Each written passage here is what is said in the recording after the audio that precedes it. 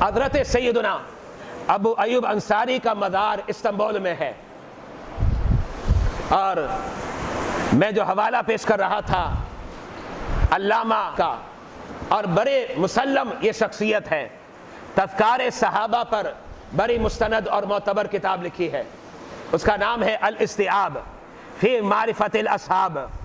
اس کے اندر حضرت سیدنا مجاہد کا قول پیش کرتے ہیں۔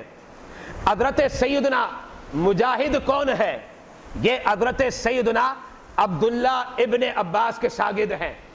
اس کا مطلب یہ ہوا تابعین کے دور کی بات بتا رہا ہوں، تابعین کے دور کی بات بتا رہا ہوں۔ حضرت سیدنا مجاہد فرماتے ہیں استنبول کے جو لوگ تھے نا، ان پر جب قحط آ جاتا، اور عربی کے لفظ ہے کانو اذا املہو، کہ جب استنبول پر قحط آ جاتا اور بارش رک جاتی اور ٹھہر جاتی، تو وہاں کے لوگ کیا کرتے؟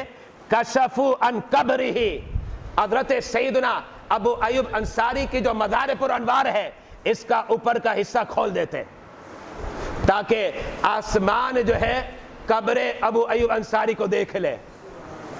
اور جب آسمان دیکھتا ہے تو اٹھائیے حوالہ، کیا لکھتے ہیں؟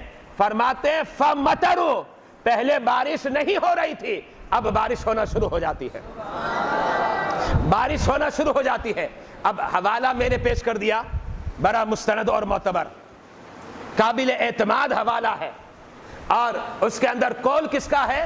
تابعی حضرت عبداللہ ابن عباس کے شاگرد کا قول ہے، جہاں سے پتہ چل گیا کہ جب اللہ والے قبر میں جاتے ہیں تو ان کے فیضان اور برکتیں جیسے ظاہری حیات میں یہ لٹایا کرتے تھے، قسم خدا کی اپنی قبر انور میں جا کر بھی اپنے فیضان اور برکات کو وہ لٹایا کرتے ہیں۔